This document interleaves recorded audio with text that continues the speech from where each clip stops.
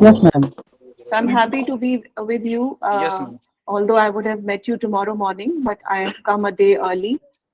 And since this is an interdisciplinary session, so don't worry, I will keep चलो sir फिर, communicating. धन्यवाद आपका बहुत बहुत। जी, so I will keep बस चलते हैं communicating सर, तो in college Hindi college also. पहुंचना है। क्या चीज? डॉक्टर अमरदीप जी, तो मैं ये कह रही हूँ कि क्योंकि ये इंटरडिसिप्लिनरी है, तो इसमें मैं हिंदी और इंग्लिश दोनों में अपना संवाद रखूंगी। जी और मैम। आप हाँ, जी तो मैम। आप लोगों से मेरी रिक्वेस्ट है कि जब हम लोग डिस्कशन करेंगे तो अपने माइक्स आप लोग ऑन कर लीजिएगा। कोशिश करें कि अभी हम लोग कुछ ऐसा अभी एक वो रख लें। तो मेरा जो टॉपिक रहता है वो generally because I come from field of English literature and English department and I consider myself a student of theater studies and theater research. So मेरा जो पिछले कुछ सालों से बल्कि बल्कि मैं कहूँगी कि 2 दशक से मेरा जो फोकस रहा है वो ये रहा है कि कैसे हम थिएटर को थिएटर की जो नॉलेज है उसको हम यूटिलाइज कर सकते हैं अपनी टीचिंग में। देखिए, जब हम टीचर बनते हैं तो अ, 2 तरीके के टीचर्स होते हैं, स्कूल टीचर्स और यूनिवर्सिटी या कॉलेज के टीचर्स, हमारे कंट्री का जो सिस्टम है।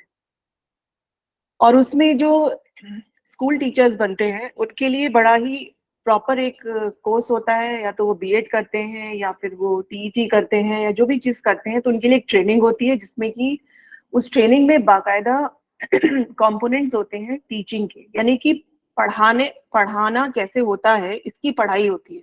बैचलर ऑफ एजुकेशन होता है, फिर एमएड करते हैं तो वो होता है, या फिर आप ट्रेनिंग लेते हैं कोई और तो वो होता है। तो जो भी है इसमें, एक स्कूल टीचर जब टीचर कहलाता है, बनने एलिजिबल होता है जब उसको ये पता होता है कि मैं अपने सब्जेक्ट को कैसे पढ़ाऊंगा। तो कोई भी सब्जेक्ट के टीचर्स को बीएड करना होता है, सिर्फ ऐसा नहीं कि आर्ट साइड के टीचर्स को बीएड करना होता है। अ, किसी भी सब्जेक्ट के टीचर को बीएड करना होता है, तब वो बनते हैं स्कूल के टीचर। अब आते हैं हम लोग यूनिवर्सिटी या कॉलेज के टीचर्स पे। तो यूनिवर्सिटी या कॉलेज में क्या होता है कि हमको टीचर बनने के लिए क्या करना होता है, हमारे पोस्ट ग्रेजुएशन के बाद हमारे पास या तो पीएचडी करने का एक ऑप्शन है, या फिर नेट क्वालिफाई कर लिया या स्टेट एलिजिबिलिटी टेस्ट क्वालिफाई कर लिया। तो इन दोनों ऑप्शंस में से किसी एक को अगर हम अ, कर लेते हैं तो हम टीचर बनने के लिए एलिजिबल हो जाते हैं, यानी कि असिस्टेंट प्रोफेसर बनने के लिए एलिजिबल हो जाते हैं। हम जब बीएड करते हैं, सॉरी, जब हम पीएचडी करते हैं तो हम उसमें क्या करते हैं? पीएचडी का मतलब है कि फिलॉसफी का एक डिग्री है, यानी डॉक्टरेट ऑफ फिलॉसफी जिसको कहा जाता है। और उसमें जब भी आप कोई टॉपिक चूज करते हैं, मान लीजिए आप साइंस का टॉपिक चूज कर रहे हैं, या आप हिंदी का टॉपिक चूज कर रहे हैं, या कॉमर्स का, या बायोलॉजी का, मैथमेटिक्स का, लिटरेचर का, जब भी हम टॉपिक चूज करते हैं उसमें हम ये देखते हैं कि अ, मैं इस विषय में, जिस विषय की से हम संबंध रखते हैं, उस विषय में हम क्या और शोध करेंगे। तो आप एक शोध का एक एक पर्टिकुलर एरिया चूज करते हैं और उसके अंदर ही गहराई तक जाकर एक किताब जैसी हम एक अपना पूरा थीसिस तैयार करते हैं, और फिर वो छपता है, थीसिस अवार्ड होता है, जो भी वो सारे स्टेजेस होते हैं। या फिर हमने अगर नेट क्वालिफाई किया तो उसमें नेशनल एलिजिबिलिटी टेस्ट होता है, जिसमें कि हमें अपने सब्जेक्ट की तैयारी करनी होती है, उसके एमसीक्यूज होते हैं और ज्यादातर अब ऑब्जेक्टिव बेस्ड क्वेश्चंस होते हैं, उसको हम पढ़ के अपना टेस्ट देते हैं। तो इस दोनों ही ऑप्शंस में आप ये बताइए कि पिछले वाले यानी टीचर, स्कूल के टीचर बनने में और इसमें एक, दोनों में एक फर्क है, और वो बहुत बेसिक फर्क ये है कि स्कूल के टीचर को, चाहे वो किसी भी सब्जेक्ट से आ रहा हो, ये तैयारी करवाई जाती है कि वो पढ़ाएगा कैसे। लेकिन एक यूनिवर्सिटी के टीचर को ये तैयारी कब करवाई जाती है? कहीं भी नहीं करवाई जाती है कि वो कैसे पढ़ाएगा। यूनिवर्सिटी या कॉलेज का टीचर बनना अपने आप में बस उसके लिए इतना काफी माना गया है कि हमें उस विषय की जानकारी है, हम उस विषय के एक्सपर्ट हैं, तो अब हम उसको पढ़ाना भी शुरू कर देंगे। जबकि पढ़ाना अपने आप में एक स्पेशलाइज्ड जॉब है, और पढ़ाना किसी सब्जेक्ट को जानने से बिल्कुल अलग है। और अगर इसके बारे में हमें लगता है कि ऐसा नहीं है, तो मुझे लगता है कि मेरे ऐसे कोई साथी हैं तो उन्हें अपने मत को बदलने की आवश्यकता है, क्योंकि सब्जेक्ट को सिर्फ जानना ही काफी नहीं है, सब्जेक्ट को पढ़ाना बहुत जरूरी है, पढ़ाना आना। और इसीलिए जब देखते हैं कि कभी कभी बहुत ज्ञानी लोग होते हैं लेकिन वो पढ़ा नहीं सकते हैं अच्छा, अपने विषय में माहिर हैं, सब कुछ आता है उन्हें, लेकिन वो अच्छे टीचर नहीं है। वहीं पे एक दूसरा टीचर ऐसा होता है जो बहुत बड़ा ज्ञानी नहीं है, बहुत एक्सपर्ट नहीं है, जीनियस नहीं है, लेकिन वो अच्छा टीचर है। उसको जो आता है वो उसको बहुत अच्छे तक अपने छात्रों को बहुत अच्छे तक पहुंचाता है, छात्रों से कनेक्ट करता है, और उसकी क्लास में ज्यादा पॉपुलैरिटी रहती है, उसकी क्लास में लोग आते हैं, पढ़ते हैं। तो मेरा कहने का ये मतलब है, मेरा जो शुरू में ही एक सबमिशन ये है कि टीचर बनने के लिए दुर्भाग्य से हमारे देश में यूनिवर्सिटी का प्रोफेसर बनने के लिए, असिस्टेंट प्रोफेसर बनने के लिए कोई भी ट्रेनिंग नहीं दी जाती है। पढ़ाने की ट्रेनिंग नहीं दी जाती है, शोध की और सब्जेक्ट की महारत की ये सब ट्रेनिंग सब हम पाते हैं, लेकिन उसमें कहीं भी उस विषय को कैसे हम छात्रों के बीच पढ़ाएंगे ये नहीं होता है। This creates a big gap between our our personality as a scholar and our personality as a teacher, and we need to bridge this gap। ये जो हमारी दोनों जो हमारे व्यक्तित्व हैं, एक स्कॉलर वाला हमारा व्यक्तित्व है और एक हमारा शिक्षक वाला जो व्यक्तित्व है, इन दोनों के बीच में जो एक गहरी खाई है, उसको हमें पाटने की बहुत आवश्यकता है। और ये जो आप ओरिएंटेशन प्रोग्राम्स या इंटरडिसिप्लिनरी फैकल्टी डेवलपमेंट प्रोग्राम्स, ये जो भी कुछ होते हैं, कभी कभी हमें लगता है कि ये सिर्फ एक फॉर्मेलिटी है, सिर्फ एक खाना पूर्ति है जिसको हमें अपने कागजों में पूरा करना है प्रमोशन के लिए।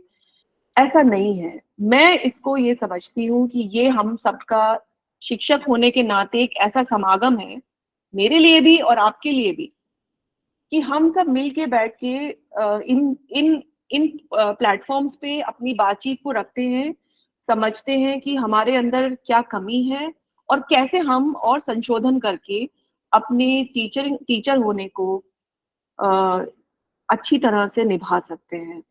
तो यही मेरा उद्देश्य रहता है जब मैं अपने साथियों से इस तरीके के किसी भी पोर्टल के माध्यम से, किसी प्लेटफॉर्म से बातचीत करने आती हूँ, क्योंकि मैं नहीं समझती हूँ कि जब आप एक नौकरी में आ गए हैं और आप एक टीचर बन चुके हैं, तब आपको कुछ पढ़ाने की जरूरत है।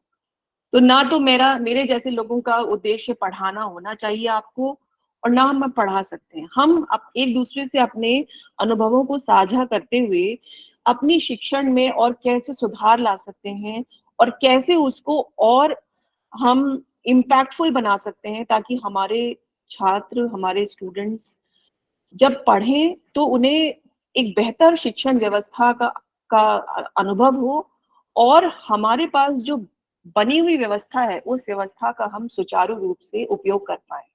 यही मेरा उद्देश्य रहता है।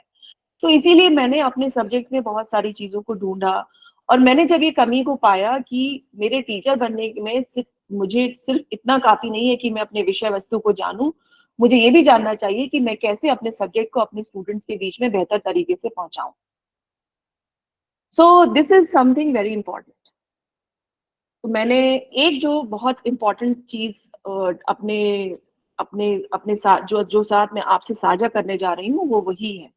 उसके पहले अब एक बात तो ये तय हो गई कि हाँ, पेडागोजी या शिक्षण एक चीज होती है जिसको कि हमें सीखने की आवश्यकता है। अब दूसरी बात आती है कि वो कौन कौन सी चीजें हो सकती हैं और वो हमें कहाँ से मिलेंगी, क्योंकि अक्सर ये होता है कि जो मैं जिस टॉपिक पे मैं बात करने जाऊंगी ना, आप में से काफी लोगों को लगेगा कि हम तो साइंस साइड के लोग हैं, हम तो कॉमर्स के लोग हैं, हम तो हिस्ट्री के हैं, पॉलिटिकल साइंस के हैं, हमारा मैडम की लिटरेचर वाले लेक्चर से क्या मतलब है, ये तो इंग्लिश डिपार्टमेंट की है जो बोल रही है, वो तो इंग्लिश लिटरेचर या फिर आर्ट साइड का टॉपिक लग रहा है।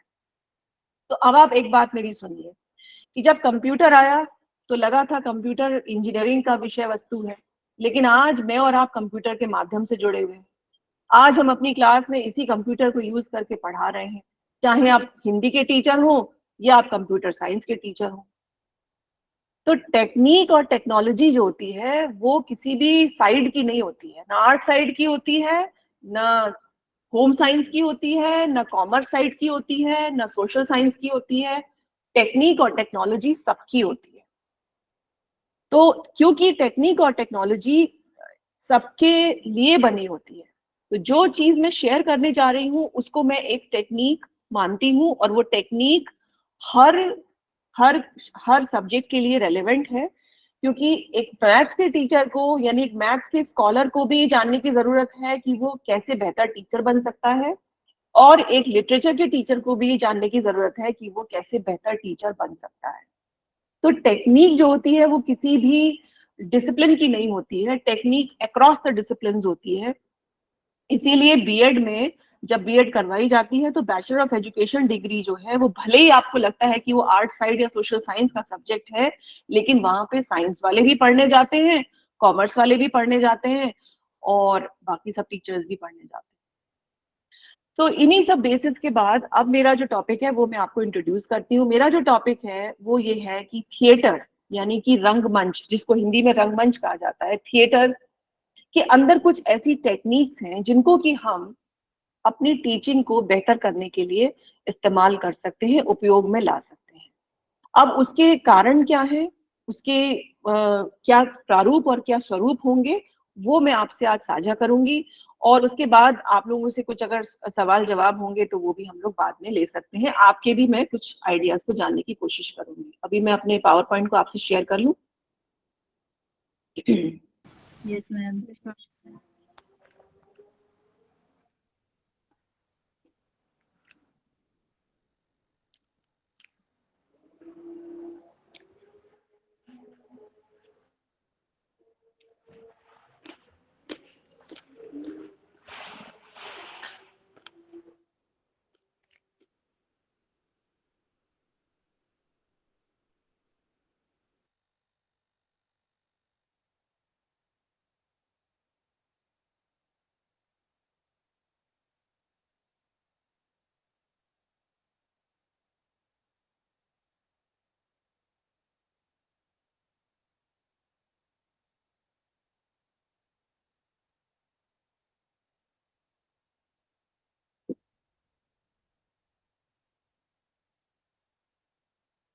अगर इस बीच आप में से कोई कुछ कहना चाहता है तो कुछ कह सकता है।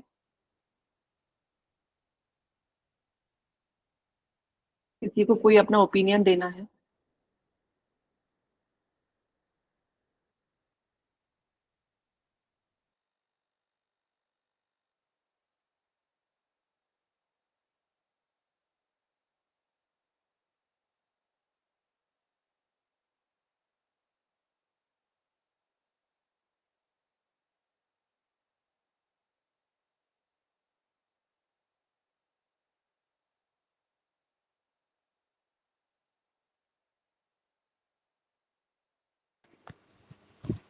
मैम, मैं आराधना, हिंदी डिपार्टमेंट सहारनपुर से। मैम मैंने भी बीएड किया है, और जहाँ तक कि आप देखेंगे बीएड के जो टॉपिक्स हैं। मैम लेफ्ट हो गई है शायद। ओ सॉरी। नहीं, मैं आ गई हूँ। मैम मैं बताना चाह रही थी जी। नमस्ते मैम। नमस्ते मैम, मैं आराधना, हिंदी डिपार्टमेंट सहारनपुर से। मैं ये कहना चाह रही थी कि अगर टीचिंग प्रोफेशन में आना है, चाहे प्राइवेट हो या गवर्नमेंट हो या उच्च शिक्षा में हो, चाहे मतलब प्राइमरी लेवल में हो, तो बीएड का कुछ हिस्सा जरूर ट्रेनिंग के रूप में सभी को मिलना चाहिए। अब वो तो एक देखिए एक अलग चीज हो गई। अभी तो हम लोग अब उन्होंने क्या किया कि यूनिवर्सिटी के लेवल पे उन्होंने ये सोचा है कि जो लोग बीएड, क्योंकि यहाँ पे बीएड वगैरह नहीं होती है, तो इसीलिए उन्होंने ये वो निकाला कि इस तरीके के faculty development programme, refresher courses, orientation programmes वगैरह उन्होंने बना दिए हैं। तो मैम ये शुरू में ही होना चाहिए, ये ज्वाइन जब करते हैं उसी समय शुरू में ही ट्रेनिंग देनी चाहिए मैम जी। और यहाँ तक प्रिंसिपल छुट्टी नहीं देते हैं, वो कई तरह की प्रॉब्लम्स आती हैं जिससे हम लोग 2 साल बाद ज्वाइन कर रहे हैं। ये चीज शुरू में ही ज्वाइनिंग मिलने के बाद ही तुरंत शुरू में होनी चाहिए। हाँ, ये बात तो ठीक है आपकी। देखिए, जब हम छोटी छोटी चीजों को करना शुरू करेंगे ना, तो कोई भी बदलाव जो होता है वो बहुत छोटे लेवल पे आना शुरू होता है और फिर धीरे धीरे उसको हम बढ़ा सकते हैं। तो अभी हम जैसे मैं आज आपसे कुछ चीजें जो शेयर कर रही हूँ, तो हमारा मान लीजिए कि आज के हालात ये हैं कि छुट्टी नहीं मिलती है, हमारे ऊपर बर्डन बहुत है, हम तब नहीं कर पाए, हम ये नहीं कर पाए। तो मेरा तो बहुत ही आशावादी दृष्टिकोण रहता है कि जब भी हमें जहां भी जैसे भी पॉसिबल हो उस बदलाव को लाने की कभी भी तो एक देर नहीं हुई है, और जब भी हम कर सके फौरन करना चाहिए और छोटी छोटी चीजों को करके देखना चाहिए, पहले उसको एक्सेप्ट या रिजेक्ट करने से पहले। ये नहीं कि हम मान लें कि ये तो हमारे यहाँ हो नहीं सकता, ये हम नहीं कर सकते, ये वैसे नहीं चलेगा, ये कहने से पहले हमको एक्सेप्ट करना चाहिए या नहीं करना चाहिए। प्रेजेंटेशन चल रहा है।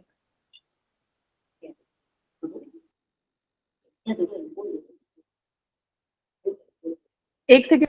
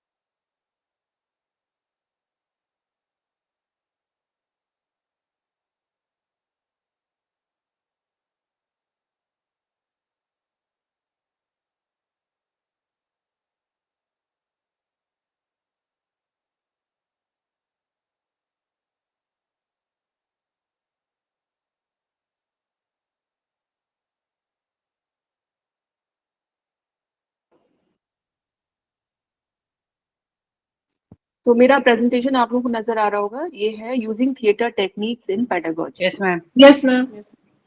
तो अब पहली बात ये है कि थिएटर यहाँ पे क्या है और कैसे वो कनेक्टेड है, क्योंकि देखिए ज्यादातर लोग मुझसे ये कहेंगे कि मैडम हम तो कोई थिएटर वेटर करते नहीं है, आप हमें बताएंगी तो हम तो, हमारे अंदर तो ये क्षमता नहीं है, और ये तो आर्ट्स फैकल्टी के और आर्ट साइड के कलाकार लोग कर सकते हैं, कवि होना चाहिए इसके लिए, आपको रंगमंच आना चाहिए, ये वो। देखिए, अगर मैं आपको इन सब सवालों से परेशान होने की बजाय आपको एक चीज, 2-3 चीजों पे बस आपको ध्यान आकर्षित करूं तो ये है, द फर्स्ट इज कि मेरा ये मानना है that all of us have theatre in our life, and at some level or the other we have been connected to theater in our past and in our present. For example, as a school child, as a school student, you must have attended and presented something in your school where you were doing and others were listening to it or others were watching it.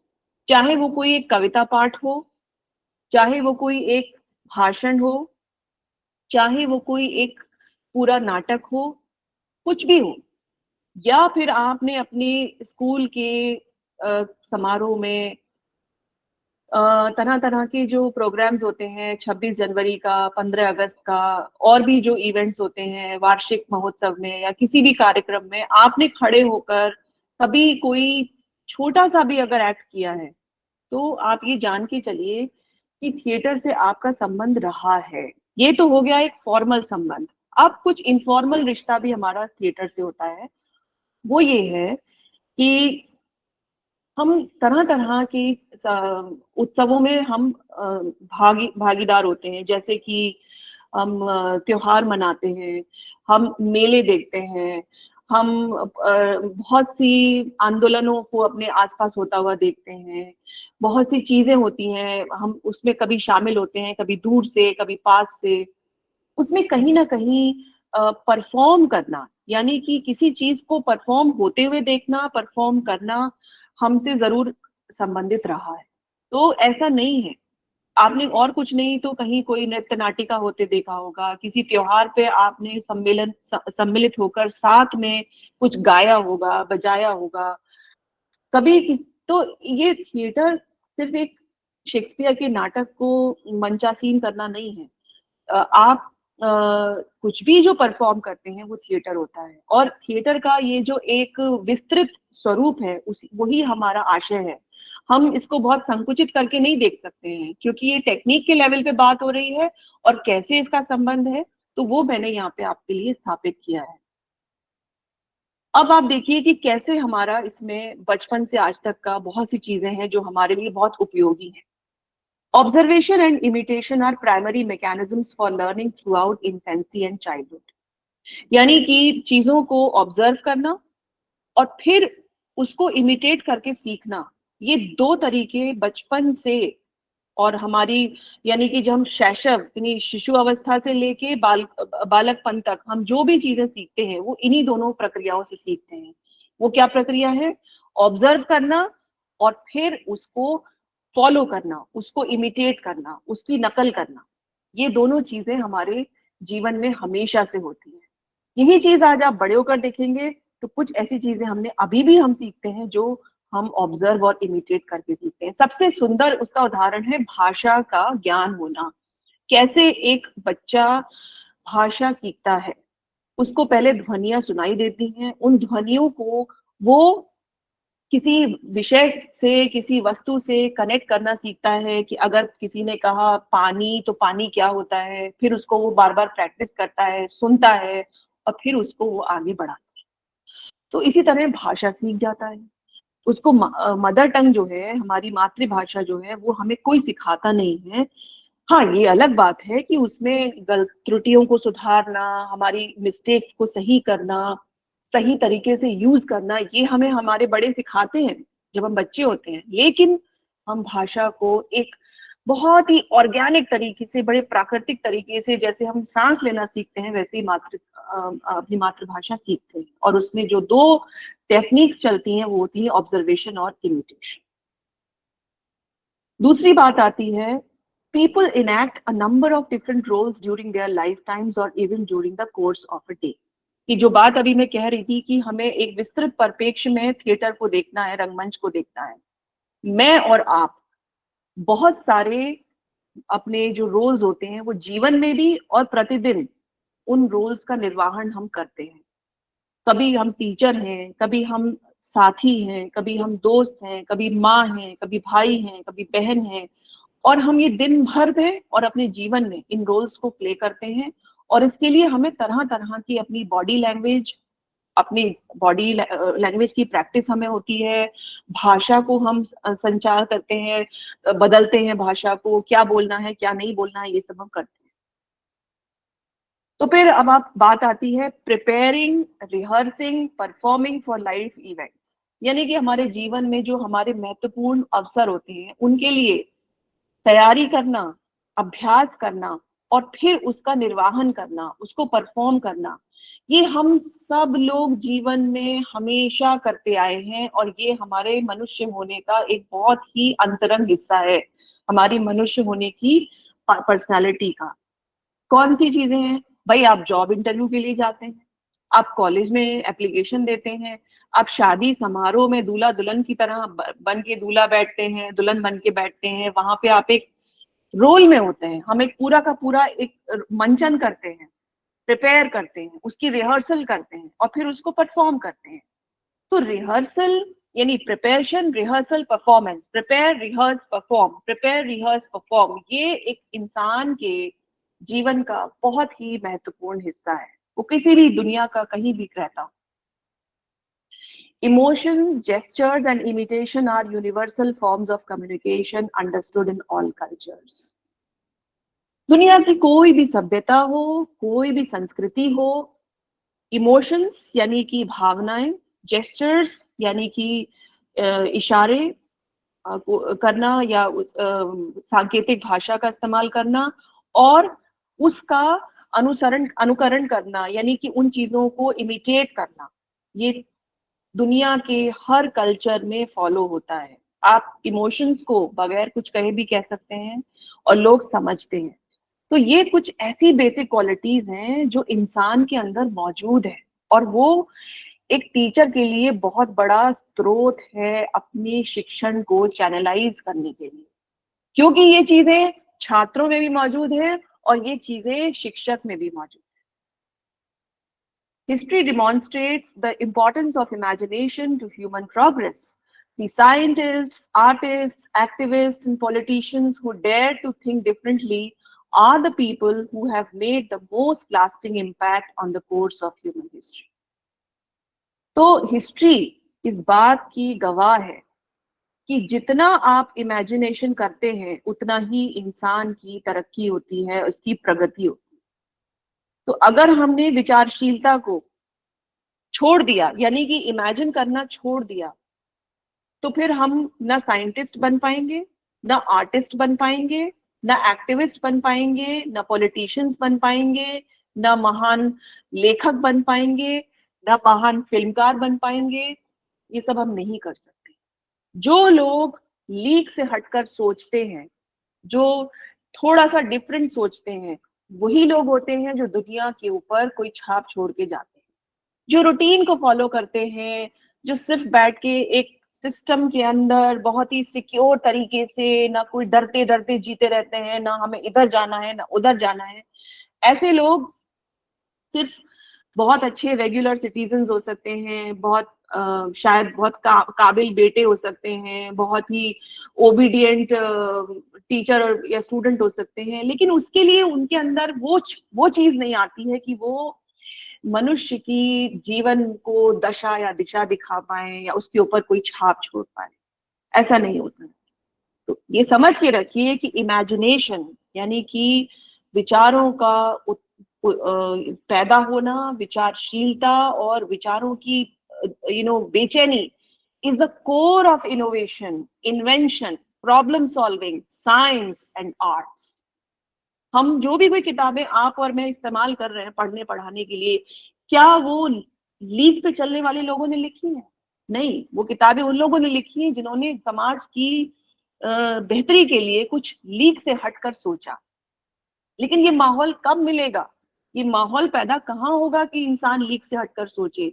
वो जब ही होगा ना जब हमारे colleges, हमारी university ऐसी बनेंगी जहाँ पे कि स्टूडेंट सोच सकते हैं, वो इमेजिन करने के लिए आजाद हैं, फ्री हैं। तो इमेजिनेशन को अगर आपको केंद्र में रखना है तो हमें अपने शिक्षण को पूरी तरीके से आंदोलित करना होगा और उसके लिए हमें नए सिरे से सोचना होगा।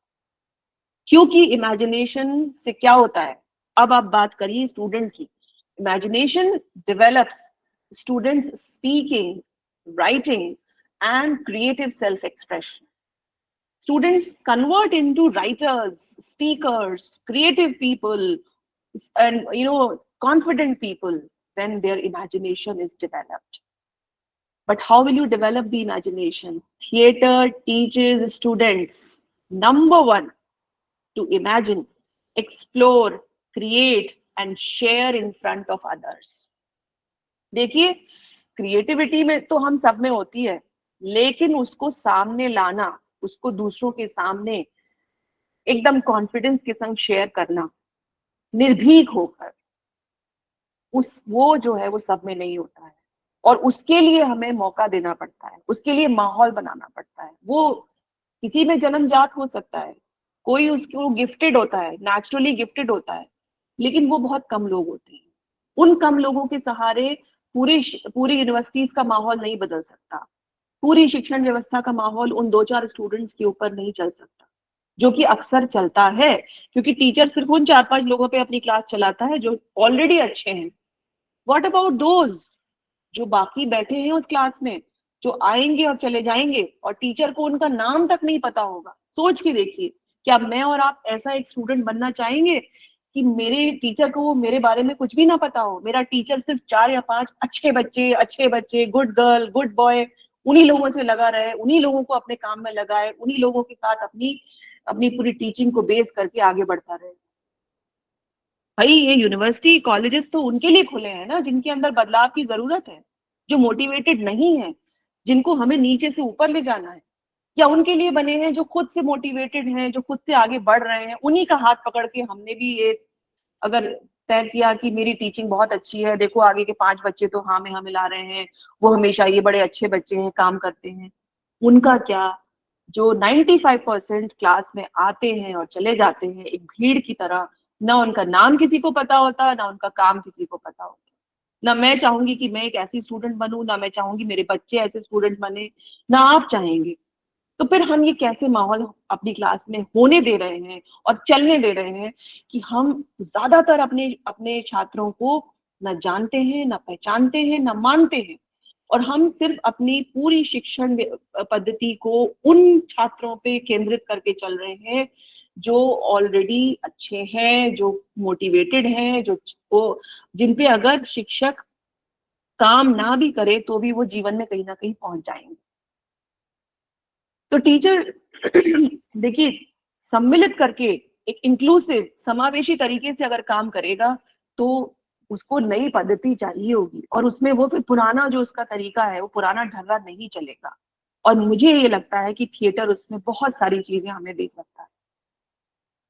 Theatre teaches interpretation, personality, personal creativity, and new ways of looking at the same information. For example, uh,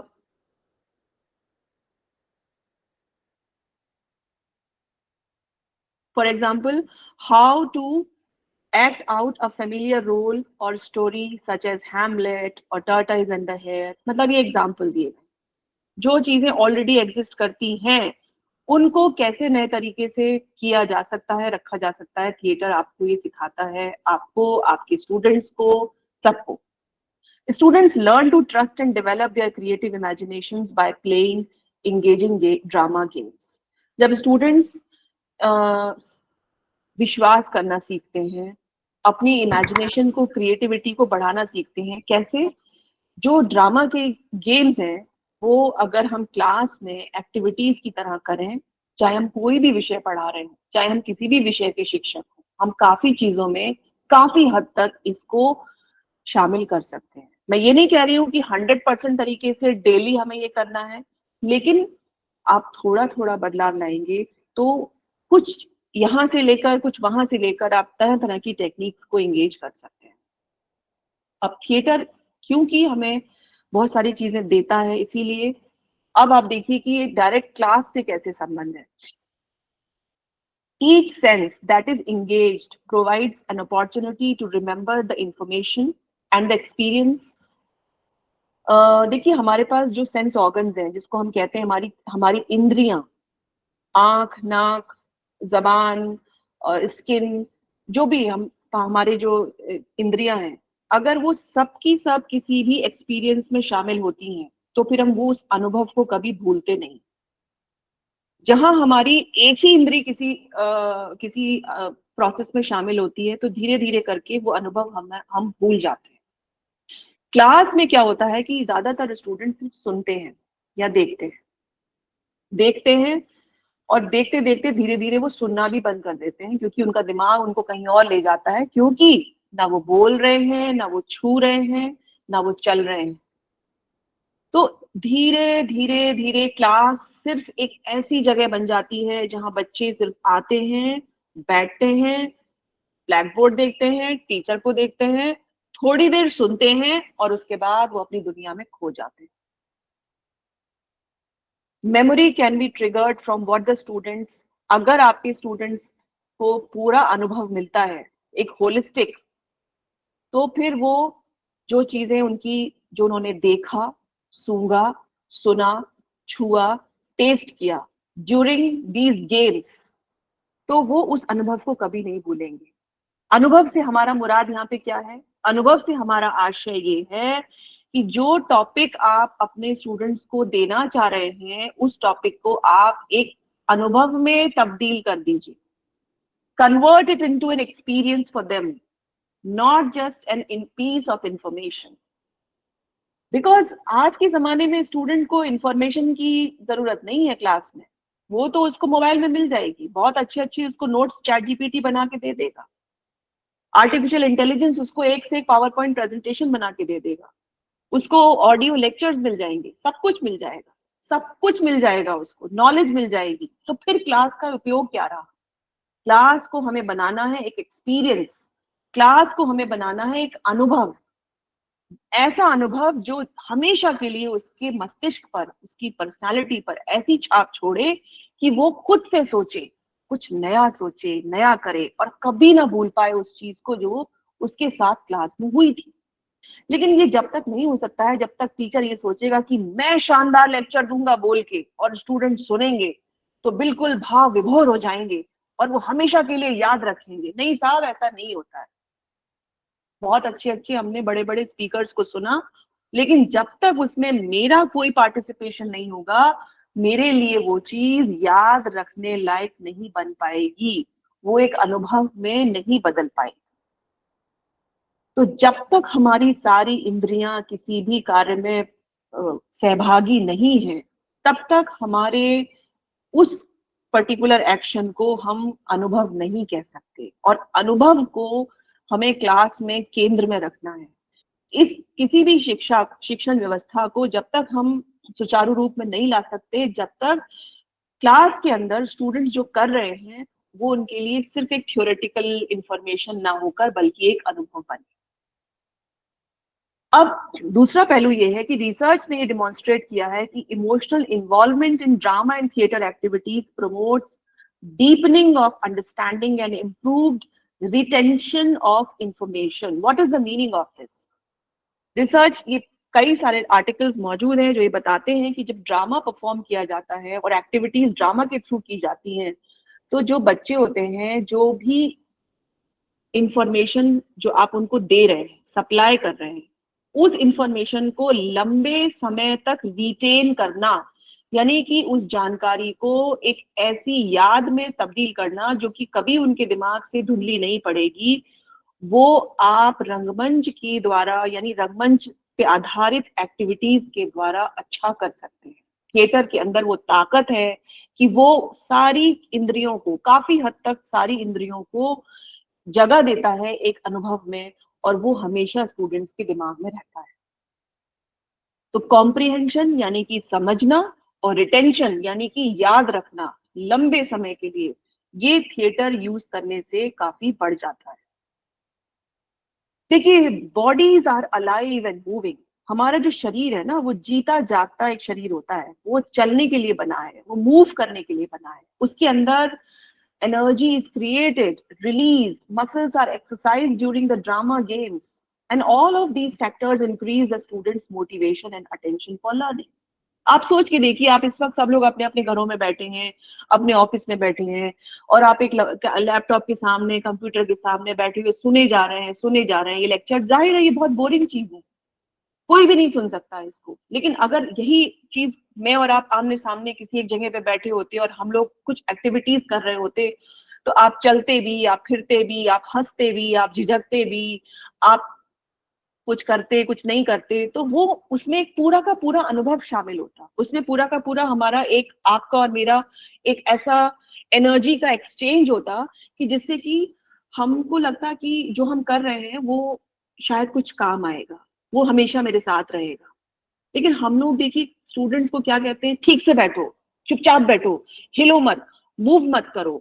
भाई ऐसे कोई कैसे बैठ सकता है, कितने दिन बैठ सकता है? लेकिन सबसे बड़ा ड्रॉबैक क्लासरूम का यही है कि क्लास में हम स्टूडेंट्स को ये चाहते हैं कि वो पैसिव बने, ज्यादा से ज्यादा पैसिव बने, उनकी बॉडी लैंग्वेज पैसिव हो, वो चुपचाप बैठे रहें, बात ना करें, हिले ना, डुले ना, चले ना, फिरे ना। तो इसका मतलब तो हमें क्या चाहिए? हमें लकड़ी के पुतले चाहिए पढ़ाने के लिए? और तब जाके मैं एक धुआंधार सा लेक्चर दूंगी और तब मैं कहूंगी वाह मैंने क्या पढ़ाया साहब। मैं क्लास के बाहर निकलूंगी और अपनी पीठ अपने आप थपथपाऊंगी और मैं सोचूंगी आज तो मैंने सबको स्तब्ध कर दिया, पिन ड्रॉप साइलेंस थी, ऐसा मैंने लेक्चर दिया। ये कुछ नहीं होता है। This is called as false sense of appreciation. आप ये पता कीजिए ना कि जो आपने परफॉर्म किया वो वहां तक पहुंचा कितना, और अगर पहुंचा भी तो याद कब तक रहा और कितनों को रहा। That is the actual parameter of our success as a teacher. Our success as a teacher does not depend on being a very good speaker who is speaking when in a place where students were supposed to speak, who is improving his English whereas students were supposed to improve their English. तो होता क्या है, साल दर साल teacher के communication skills अच्छे होते जाते हैं और बच्चों के खराब होते जाते हैं। टीचर की अंग्रेजी अच्छी हो जाती है और स्टूडेंट्स की अंग्रेजी वहीं की वहीं रहती है। क्यों भाई? ये समय और ये जगह जो क्लास कहलाती है या जो हमारा पीरियड कहलाता है वो तो स्टूडेंट के लिए था। मैं तो अब जो सीखना था, मेरे को करना था, मैं तो सीख चुकी हूँ।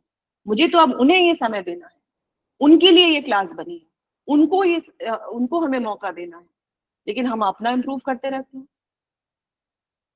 तो मोटिवेशन जब ही होगा जब स्टूडेंट्स को हम एक्टिवली इन्वॉल्व करेंगे। इन्वॉल्वमेंट नहीं है तो फिर कैसे कोई इन्वॉल्व होगा? Theatre provides a rich experience that engages body, emotions, senses in A dynamic learning.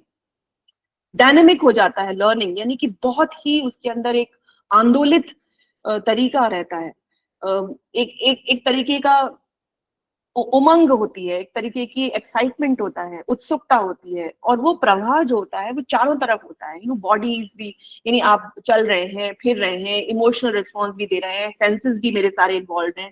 That is very important. So by acting out the material, students who have difficulty with reading and writing can avoid struggling with pen and paper and may expose as previously unnoticed intelligence or ability. ये बड़ा important पहलू है। अक्सर हमारे यहाँ जो भी पैमाने बने हैं छात्रों को जज करने के, उनको ग्रेड करने के, वो सिर्फ दो पैमाने हैं। वो क्या है कि साहब एग्जाम में कैसा लिखा और वाइवा में कैसा बोला। और आप और मैं सब जानते हैं कि वाइवा ईमानदारी से नहीं लिए जाते हैं, और क्योंकि हम ये कहेंगे इतने सारे लोग होते हैं भाई, कैसे हम सबकी बात सुनेंगे, ये और वो।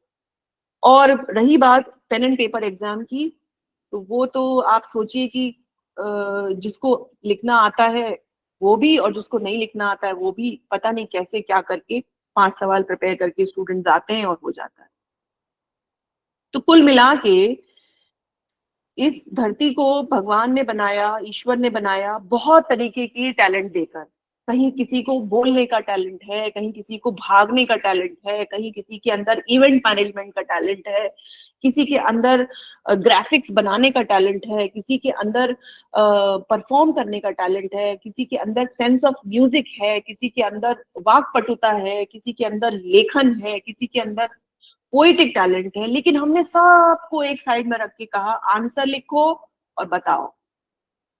तो जब आप उनको थिएटर जैसा एक प्लेटफॉर्म देते हैं, एक्टिविटीज देते हैं जो कि थिएटर से की प्रेरणा से बनी है, तो आप उनको उनके अंदर छुपी हुई उनकी प्रतिभा से जान पहचान कराने का मौका देते हैं, जिसको हम कहते हैं मल्टीपल इंटेलिजेंस। हम ये बातें जानते हैं, आमिर खान की फिल्म में देख के ताली बजाते हैं, बड़े खुश होते हैं, लेकिन अपने जीवन में उसको हम जब लाने की बात करते हैं तो हमारे लिए सीधा सच्चा रास्ता है साहब, एग्जाम दो, उसमें नंबर आने चाहिए, तुमने कुछ नहीं लिखा, जीरो है, तुम जीरो हो। अरे ये तो देखिए कि उसके अंदर कोई और टैलेंट है कि नहीं। और मैं ये मानने के लिए तैयार नहीं हूं कि किसी भी इंसान के अंदर, कोई भी ऐसा इंसान इस दुनिया में नहीं है जिसके अंदर कोई टैलेंट नहीं, कोई टैलेंट नहीं। तो फिर हम क्या कर रहे हैं? फिर हम क्लास को क्या बना रहे हैं? हम क्लास को एक तरीके से अपने छात्रों की प्रतिभा का शमशान बना रहे हैं। उनकी सारी प्रतिभाएं दब गई हैं। क्यों? क्योंकि हमने एक ऐसी व्यवस्था को पकड़ा हुआ है जो मुझे सूट करती है। मैं एज ए टीचर, भाई कोई कहेगा मैनेजमेंट साथ नहीं देता, कोई कहेगा टीचर साथ नहीं देते, कोई कहेगा कि वो समय नहीं है मेरे पास, कोई कहेगा कि मेरे लिए इतना पॉसिबल नहीं है। भाई जब तक हम ये छोटे छोटे, मैं ये नहीं कह रही हूँ कि आप सारी क्लास में थिएटर एक्टिविटीज कीजिए, 100% चेंज कर दीजिए, आप 5% बदलिए, 5% से शायद 5 स्टूडेंट्स का भला हो जाएगा। 5% बदलिए, 10% बदलिए, 20% बदलिए, कुछ तो आप करें। सिर्फ और सिर्फ हम ये मान के बैठे कि कुछ भी करने का कोई फायदा नहीं है, जैसा चल रहा है वैसे ही चलेगा, ये तो सही अप्रोच नहीं है। इसका मतलब यह है कि हमने नौकरी सिर्फ और सिर्फ एक चीज के लिए की है, वो है अपना प्रमोशन और अपनी salary. We are not giving back anything to this society और to our institution, to our country, to our community, because this is our responsibility as empowered people. आप और मैं एम्पावर्ड हैं, हम लोग नौकरी में आ चुके हैं, और ये इस गरीब मुल्क में बहुत बड़ा एम्पावरमेंट है कि हम और आप एक नौकरी में आ चुके हैं, और हमारे पास वो चीज है जो लाखों लोगों के पास नहीं है। और तब हम बैठ के ये बहाने सोचें कि ये नहीं हो सकता साहब, मैडम ये नहीं हो पाएगा। अभी तो आप लोग जब बोलना शुरू करेंगे ना, तो मुझे मालूम है आप लोग क्या बोलेंगे। आप लोग बोलेंगे मैडम हमारे यहाँ तो सब हिंदी मीडियम वाले आते हैं, मैडम हमारे यहाँ तो सब गाँव वाले आते हैं, मैडम आप तो सेंट्रल यूनिवर्सिटी में बैठी हैं तो ऐसी बातें कर सकती हैं। इन सबके जवाब मेरे पास है, क्योंकि ऐसा मत सोचिए कि अलीगढ़ मुस्लिम यूनिवर्सिटी में अगर मैं पढ़ाती हूँ तो मेरे पास सब यहाँ पे कॉन्वेंट एजुकेटेड गिट पिट अंग्रेजी बोलने वाले बड़े ही सोफिस्टिकेटेड स्टूडेंट्स आते हैं। यहाँ पे भी फर्स्ट जनरेशन लर्नर्स आते हैं जो पहली बार स्कूल और कॉलेज आए हैं, और ज्यादा तादाद ऐसे ही लोगों की है, और बड़े बड़े इंटीरियर के गांवों से लोग आते हैं पढ़ने। लेकिन देखिए स्टूडेंट के लेवल पे जाके, यानी स्टूडेंट की प्रॉब्लम को समझ के हमें उसको क्वालिटी एजुकेशन देना है। स्टूडेंट की लेवल को बहाना बना के उसको उसके हाल पे नहीं छोड़ना है। That is not something required. उसका उद्देश्य, शिक्षा का उद्देश्य सबको साथ लेना ही होता है। थिएटर से एक और जो चीज होती है वो है kinesthetic teaching method that benefit students who learn best by doing. जैसा मैंने शुरू में कहा था कि भाषा कैसे सीखी हमने और आपने, ऑब्जर्व और इमिटेट करके। किसी ने कहा आपसे कि भाषा सीखो, नहीं कहा, आपने सीख ली, मैंने सीख ली। उसी तरह से अगर आप देखें, बच्चे या मैं या हम सब लोग, हम सब वही करते हैं जो हम देखते हैं, ना कि वो जो हमसे कहा जाता है। तो the best method of learning is by doing. Kinesthetic means 2 शब्दों से बना है, काइनेसिस और ईस्थेटिक, यानी कि काइनेटिक एनर्जी को इसमें शामिल कीजिए, वो एनर्जी जो द्वेगना पैदा करती है, जो हमारे अंदर एक संचालन करती है स्फूर्ति का, उस एनर्जी को, और ईस्थेटिक यानी कि समझ को, बोध को, इन दोनों को मिलाना। तो जब हम एक्शंस, आप देखिए ना, पुरानी पद्धति जो हुआ करती थी और बहुत हद तक, काफी हद तक आज भी उस पद्धति को हम देखते हैं। गुरुजनों के पास या मदरसों में बच्चों को जब हम छोड़ते थे तो क्यों छोड़ते थे? क्योंकि वो सारा दिन गुरु के साथ रह के कभी वॉक कर रहा है, कभी खाना बना रहा है, कभी पेड़ के नीचे बैठा है, कभी जंगल में जा रहा है, कभी शहर में जा रहा है, कभी गांव में जा रहा है। बच्चा कभी साइंस की बात कर रहा है, कभी चल रहा है, फिर रहा है, सुन रहा है, हर तरीके से वो एक एक्टिविटी बेस्ड लर्निंग थी। By doing, learn by doing, learn by doing. और ये चीजें आज भी की जा सकती हैं। हम अपनी क्लास में उसी का एक छोटा प्रारूप पैदा कर सकते हैं, उसका एक छोटा लेवल, छोटा सैंपल पैदा कर सकते हैं। Not only does movement reach the kinesthetic learners in the group, it refreshes and energizes all participants. और ये टीचर को भी बहुत रिफ्रेशिंग करता है, टीचर को भी बहुत एनर्जी देता है। So it is an effective total physical response, यानी कि जिसमें टोटल फिजिकल रिस्पॉन्स शामिल है। और ये खास करके ऐसे लर्नर्स के लिए बहुत इंपॉर्टेंट है जो कि किसी ना किसी तरीके से पिछड़ गए हैं। हो सकता है कि वो स्लो लर्नर्स हो सकता है कि उनके अंदर कोई डिसेबिलिटी हो सकता है कि वो मोटिवेटेड ना हो, उनका मन पढ़ाई में ना लगता हो सकता है कि उनके अंदर वो वाली प्रतिभाएं ना हो जिन प्रतिभाओं की हम अक्सर वैल्यू करते हैं एज ए टीचर, लेकिन हमें उनकी प्रतिभा की भी वैल्यू करनी चाहिए। It develops imagination and storytelling which contribute to more detail in creative writing. Creativity जो है वो बहुत जरूरी है लिखने में। हमारे लेखन में जब तक क्रिएटिविटी नहीं आएगी तब तक हम एक अच्छे हिस्टोरियन अच्छे साइंटिस्ट, अच्छे राइटर, अच्छे पोइट, अच्छे पॉलिटिशियंस नहीं बन सकते। आप बताइए कहाँ है इंडिया के नोबेल प्राइजेस? कहाँ पैदा कर रहे हैं हम नोबेल प्राइजेस? क्यों नहीं हमारे राइटर्स के नोबेल प्राइज मिल रहे हैं? क्यों नहीं हमारे पास साइंस के नोबेल प्राइजेस आ रहे? क्यों? क्योंकि हमने लीक से हटकर कुछ भी करने को बैन किया हुआ है अपने क्लासरूम में। हमारी शिक्षा व्यवस्था सिर्फ और सिर्फ एक ढर्रे पे चलने के लिए आमादा है। तय किया हुआ है हम सबने मिलके कि हम कुछ भी ऐसा नहीं करेंगे जिसमें हमें जरा सा भी डिस्कम्फर्ट हो, जिसमें जरा सा भी हमें हलचल पैदा करनी पड़े, जरा सी भी हमें उसमें बेचैनी का सामना करना पड़े। तो फिर हमारे कमरे, हमारी क्लासेस ऐसे बनेंगे जिसमें हम लीक पे चलने वाले लोग बनाते रहेंगे। ना हमारे साइंटिस्ट दुनिया को दशा और दिशा दिखाएंगे, ना ह्यूमैनिटी के लिए कोई दवाइयां बनाएंगे, ना हम कोई नए जीनोम्स की खोज करेंगे, और ना हम कोई ऐसे राइटर्स, ऐसे हिस्टोरियंस बना पाएंगे जो हमारी देश की सभ्यता को या इसके आदर्शों को या इसकी जो नींव है, इसकी जो इतिहास है, उसको संवर्धन कर पाएंगे, उसको आगे ले जा पाएंगे। It develops the expressive use of voice to convey emotion, inflection, attitude and other vocal elements. देखिए साहब, आवाज का जादू इंसान का सबसे बड़ा जादू है। अगर कोई भी इंसान दिखने के बाद, यानी जैसा दिखता है, उस पे आप जजमेंट ना करें और जैसे ही वो बोलना शुरू करे, एक खूबसूरत इंसान अगर इम्प्रेसिव तरीके से नहीं बोल पा रहा है, उसकी पर्सनैलिटी कबाड़ा हो जाती है। और वहीं पे एक कोई दिखने में नॉर्मल इंसान बहुत अच्छा बोलता है, इसकी पर्सनैलिटी बढ़ती है। आप एक्टर हो, फिल्म डायरेक्टर हो, पॉलिटिशियन हो, टीचर हो, डॉक्टर हो, इंजीनियर हो, कॉर्पोरेट वर्कर हो, हाउसवाइफ हो, शॉपकीपर हो, सेल्समैन हो, आपको कहाँ पे नहीं चाहिए वो स्किल्स टू स्पीक? हर जगह चाहिए। और थिएटर की जो एक्टिविटीज हैं वो आपको वॉइस के inflection, how to speak with others, clarity of voice, pronunciation, inflection, ये सब ट्रेनिंग देती है। अदरवाइज आधे से ज्यादा लोग बड़े अनइम्प्रेसिव तरीके से बोलते हैं। They speak in such a way that there's lack of clarity. They speak with very bad pronunciation. Generally, अगर आप observe करें, people don't care how am I speaking. People don't care what others are listening to me. They just speak. And this is something that theater activities teach. Reenacting classroom literature, even in simple improvised dramatization. देखिए यहाँ पे कोई बहुत बड़े नाटक मंचन की बात नहीं हो रही है, बहुत हल्के फुल्के ड्रामेटाइजेशन की बात हो रही है, छोटी मोटी एक्टिविटीज की बात हो रही है।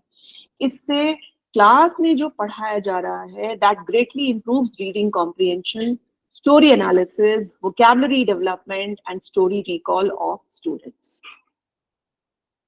Theatre games allow for a large range of participation, from minimal to highly expressive and creative. Gifted students are given a chance to synthesize learning from various subjects. They can take the same idea several layers deeper than the average student and still demonstrate it in the same time frame as others. और देखिए इस तरीके का जब हम माहौल पैदा करते हैं तो उसमें जो बहुत टैलेंटेड बच्चे हैं उनके संग भी कोई नाइंसाफी नहीं होती है, क्योंकि उन्हें अपनी प्रतिभा को दिखाने का मौका मिलता है। वहीं पे जो नहीं जानते हैं उन्हें भी थोड़ा बहुत मौका मिलता है। So it is an equal ground for all of them. We cannot ignore any student in the class. The highly verbal and quick thinking nature of improvisation games provide excellent creative outlets for gifted students. जो बहुत ही quick thinking games है, language का जिसमें खेल है, तो students को अपने क्रिएटिव एक्सप्रेशन का मौका देते हैं. So these are some aspects of theatre. Now I would like to take a break for a while and ask you if there is any response that you would like to give here before I move on to the activities that I would like to share with you, some sample activities. कुछ कहना चाहेंगे आप लोग?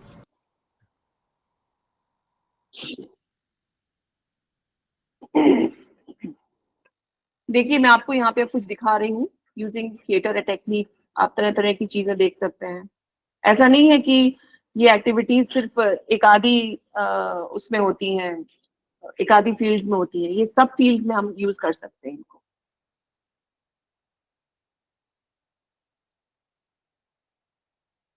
So for example, ये एक article है, the learning science through theater initiative in the context of responsible research and innovation. अभी मैं आपको सारे आर्टिकल्स खोल के दिखा रही हूँ जो मेरे पास यहाँ पर मौजूद हैं। फिर आप देखिए ड्रामा टेक्निक्स, ये वाली जो दी हुई हैं। I hope you can see the screen. Yes, ma'am. Yes, ma'am. Yes, ma'am.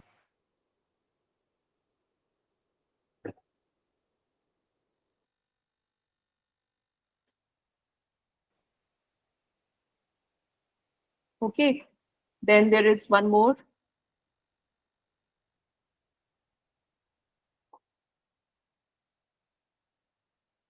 Teaching social studies. तो मैंने एक सैंपल आपको साइंस का दिखाया आर्टिकल का, और ये सोशल साइंस का है।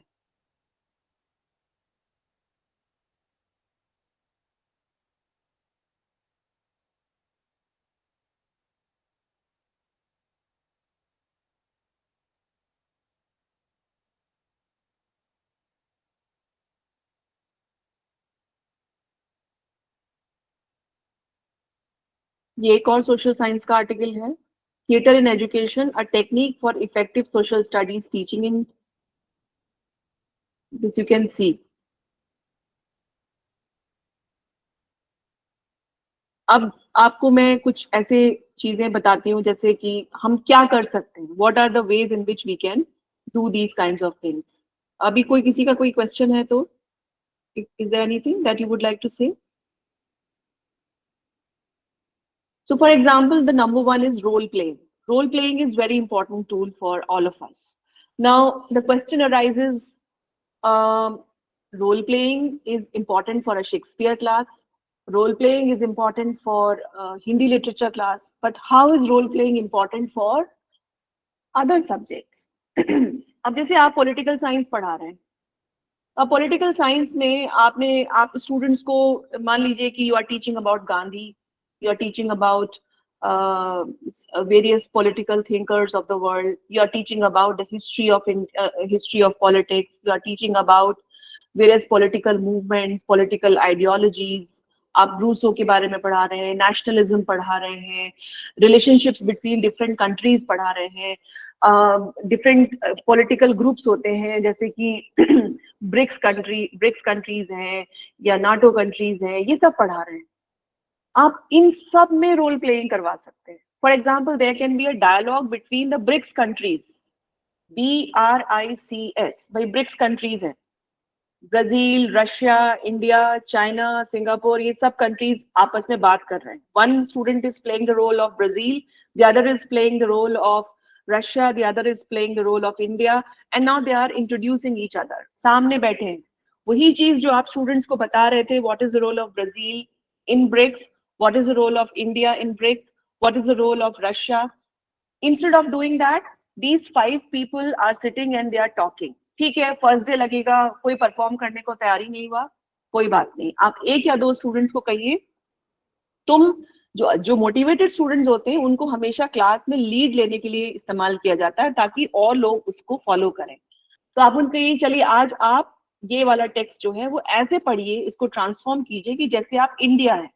So I am India and my role is this in BRICS, and I look at BRICS countries, my BRICS partners like these. I have these objectives, I have these participation. Now पहले दिन तो पढ़ के लिख के पढ़ा जा रहा है, लिखा हुआ है उसको पढ़ा जा रहा है, अगले दिन उसको दूसरा स्टूडेंट थोड़े और बेहतर तरीके से करेगा, प्लेकार्ड लेके करेगा, यहाँ इंडिया लिख के ले आया है और अपने बारे में बता रहा है। You know, that's how some kind of sense of drama develops. And don't think कि अरे मैम ये सब तो स्कूल वाली हरकतें हैं, अब ये क्लास में बड़े बड़े बच्चे करने लगेंगे तो ये स्कूल वाली हरकतें नहीं। यहीं पे हम लोग मात खा जाते हैं। स्कूल में टीचिंग पे हम लोग बहुत फोकस करते हैं, एक्टिविटी बेस्ड लर्निंग बनाने में लगे हुए हैं, लेकिन वही एक्टिविटी बेस्ड लर्निंग को हम पूरी तरीके से बोरिंग बनाना चाहते हैं classrooms of university and classrooms of colleges में। So I beg to differ when I listen to these kinds of opinions. Another method is, for example, आप ऑर्गेनिक केमिस्ट्री पढ़ा रहे हैं, आप एक कार्बन एटम को इंट्रोड्यूस कर रहे हैं क्लास में, so why not let somebody be the carbon atom, let somebody be its electrons and protons, उसका जो फॉर्मूला है, आप मीथेन पढ़ाना चाहते हैं, आप CH4 बना सकते हैं, 1 carbon and there are 4 hydrogen, so 5 people are participating and now they are introducing and they are talking about it. आप हिस्ट्री की क्लास पढ़ा रहे हैं, आप अशोका को पढ़ा रहे हैं, आप अकबर को पढ़ा रहे हैं, आप इंडियन पॉलिटिकल मूवमेंट पढ़ा रहे हैं, फ्रीडम मूवमेंट पढ़ा रहे हैं, आप हर जगह पे रोल प्लेइंग करवा सकते हैं। आप रोल प्लेइंग को तरह तरह से ट्रांसफॉर्म भी कर सकते हैं। Role playing can be converted into interview. एक शख्स बैठा है, उसको सब लोग इंटरव्यू कर रहे हैं। फॉर एग्जाम्पल इमेजिन कीजिए कि आप इंडियन पॉलिटिकल मूवमेंट को पढ़ा रहे हैं and we want to learn how what is Gandhism in it. तो गांधी को आपने किसी को बनाया गांधी, और 5 लोगों को आप रोल दे रहे हैं that you are the journalist of 21st century India. Now you ask questions to Gandhi, ask Gandhi some questions like, Gandhi ji, what is non-violence according to you? जाहिर है वो वही नॉन वायलेंस पढ़ेगा जो गांधी ने किताब में लिखी है या आपकी पॉलिटिकल साइंस की किताब में आप लिख रहे हैं। वो अपनी तरफ से कुछ नहीं बताएगा, लेकिन वो जो इनैक्टमेंट हो रहा है उसमें वो लोग शामिल हैं। बाकी लोग उसको बहुत उत्सुकता से देखेंगे कि अरे यार हमारा दोस्त है, देखो गांधी बना हुआ है, हंसेंगे, मजाक उड़ाएंगे। तो वो उनकी मौजूदगी का एहसास होना क्लास में जरूरी है कि भाई तुम्हारे हंसने से कोई पाप नहीं हो गया। अगर तुम्हें क्लास में मजा आ गया तो इसमें कोई पाप नहीं हो गया। क्लास में मजा आना अच्छी बात है, क्लास बोरिंग होना कोई लाजमी नहीं है। तो आप रोल प्लेइंग एक्टिविटी को इंटरव्यू में कन्वर्ट कर दीजिए, पैनल डिस्कशन में कन्वर्ट कर दीजिए, डिबेट में कन्वर्ट कर दीजिए। आप उसको, जैसे आप इकोनॉमिक्स पढ़ा रहे हैं, बजट के बारे में पढ़ा रहे हैं, आप फाइनेंस मिनिस्टर बना दीजिए किसी एक कैंडिडेट को, और आप कहिए कि बाकी सब लोग जर्नलिस्ट इनसे क्वेश्चन पूछेंगे, what is this in budget, what is that in budget. इतनी सारी टेक्निकल चीजें होती हैं जब आप पढ़ाते हैं, कि आप माइक्रो इकोनॉमिक्स पढ़ा रहे हैं, मैक्रो इकोनॉमिक्स पढ़ा रहे हैं, उसकी जो डिफरेंसेस होते हैं वो इंट्रोड्यूस करें। I am macro economics and these are my features, I am micro economics and these are my features. How do I differ from you? How do I differ from with each other? So you can have a group of microeconomics people, you can have groups of macroeconomics people, they are talking to each other, they are interacting with each other. So this is a very important. आप यकीन मानिए कि आपको रोज नहीं करना है ये चीज, आपने वंस इन अ वाइल इस तरीके की चीज की, आपकी क्लास की जो एनर्जी है ना वो चेंज हो जाती है।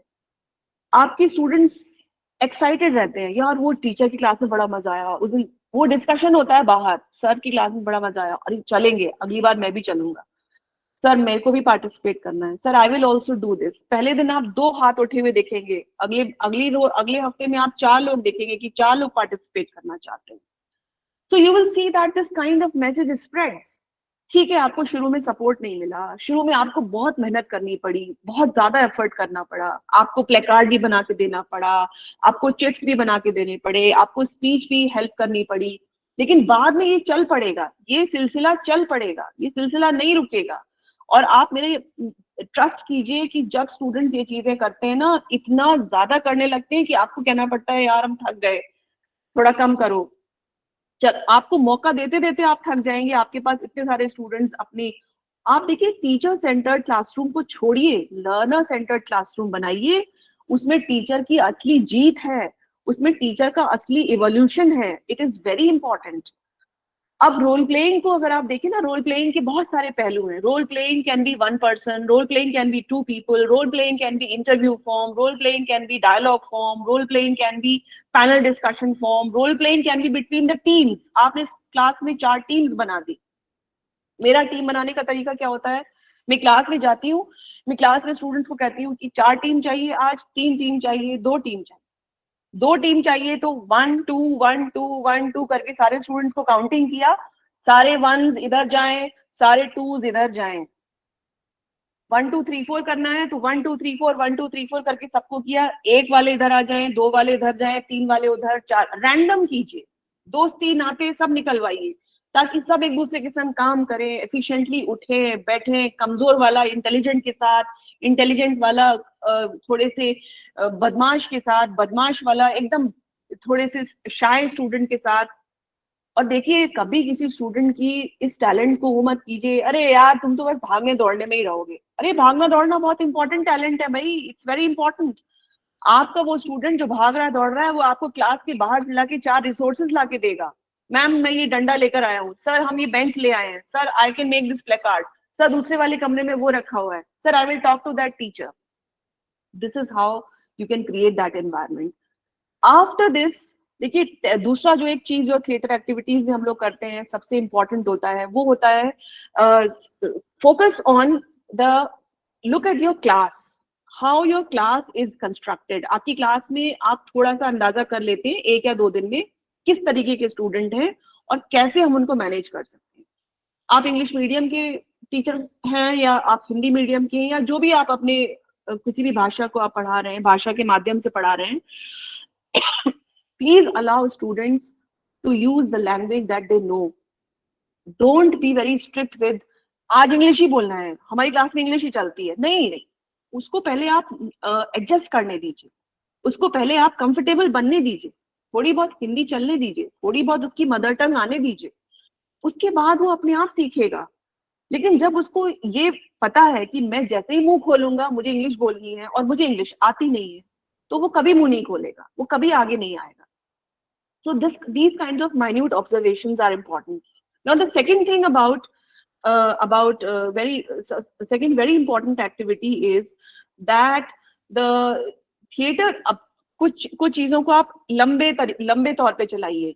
जैसे कि आज हम डेली एक दिन बड़ी एक्टिविटी किया, बाकी दिन 5-5 मिनट की कुछ छोटी छोटी एक्टिविटीज किया, वार्म अप एक्टिविटीज जिनको हम कहते हैं. These activities can be in the beginning or these activities can be in the end of the class. So these warm up activities are, they look like कि उनका subject से कोई connection नहीं है, लेकिन वो एनर्जी के लिए बहुत जरूरी होती है. जैसे कि कुछ नहीं होता है तो क्लास में कभी कभी हमें कुछ, आज आपको लगता है कि आज आप कोई एक्टिविटी नहीं करा पाएंगे, तो आप एक्टिविटी मत कराइए, लेकिन आप क्लास का अरेंजमेंट चेंज कीजिए. अगर आपके यहाँ पे सीटिंग अरेंजमेंट फिक्स्ड नहीं है, क्योंकि काफी जगहों पर बेंच और चेयर्स फिक्स्ड होते हैं, लेकिन अगर ऐसा नहीं है, चेयर्स और टेबल्स मूवेबल हैं, तो मैं अक्सर क्या करती हूँ कि अपने स्टूडेंट्स को कहती हूँ कि आज हम एक सेमी सर्कुलर फैशन में बैठ के पढ़ाई करेंगे. सेमी सर्कल जब बन जाता है तो हर स्टूडेंट आपसे इक्वल डिस्टेंस पे होता है, और फिर उस सेंटर को आप अपने पास मत रखिए, वो सेंटर आप दीजिए स्टूडेंट्स को. वहां पे आप किसी स्टूडेंट को खड़ा करिए, ठीक है आज आप यहाँ पे आके आप 2 लोग इस चैप्टर को डायलॉग की फॉर्म में पढ़ेंगे. आप उसी थ्योरेटिकल चैप्टर को डायलॉग की फॉर्म बना दीजिए, that you are speaker 1, you are speaker 2. अगर आप चाहते हैं तो कोई 2 ऑथर्स के नाम दे सकते हैं. देखिए जैसे मैंने ये एक्सपेरिमेंट किया था कि मुझे 2 एसेज पढ़ाने थे अपने स्टूडेंट्स को, उन दोनों एसेज को मैंने एक साथ पढ़ाया, और एक में ऑथर 1 नाम दिया गया और एक को ऑथर 2 दिया गया. बारी बारी से स्टूडेंट्स उसके पैराग्राफ्स को पढ़ते थे और बाकी स्टूडेंट्स उनको डिस्कस करते थे और एक्सप्लेन करते थे. तो इस तरीके से आप कर सकते हैं. तो जो आर्टिकल्स मैंने अभी आपको दिखाए थे उसमें रोल प्लेइंग है, वर्ड गेम्स आप कर सकते हैं. आप स्टूडेंट्स को बोलिए कि आप जो है डिफरेंट टर्म्स हैं, आपको मालूम है कि 5 टर्म्स आज मुझे स्टूडेंट्स को पढ़ानी है, और वो 5 टर्म्स में कैसे पढ़ाऊं. तो आपने स्टूडेंट्स को कहा कि भाई तुम ये वाला वर्ड हो, तुम वो वाला वर्ड हो, तुम ये वाला वर्ड हो, तुम वो. अब तुम अपनी अपनी टीम चूज करो और ये कोशिश करो कि तुम कैसे इस वर्ड को प्रेजेंट करोगे. How will you present. Imagination games कैसे हो सकते हैं. If I were Nelson Mandela, what would I speak on this event? If I were some other leader, let us say if I were Marie Curie, what would I speak about my discovery today? Scientist की life बहुत important होती है science में discuss होने के लिए, लेकिन अक्सर साइंस के क्लासरूम में सिर्फ साइंस के इन्वेंशंस डिस्कस होते हैं, साइंटिस्ट की लाइफ डिस्कस नहीं होती. They can be discussed through these kinds of role-playing activities, these kinds of word games, these kinds of presentation games, panel discussion games. All these can be utilized. So these are some of the examples that I can give you. I think now let us open the discussion forum. Some of the responses and feedback should also come from you.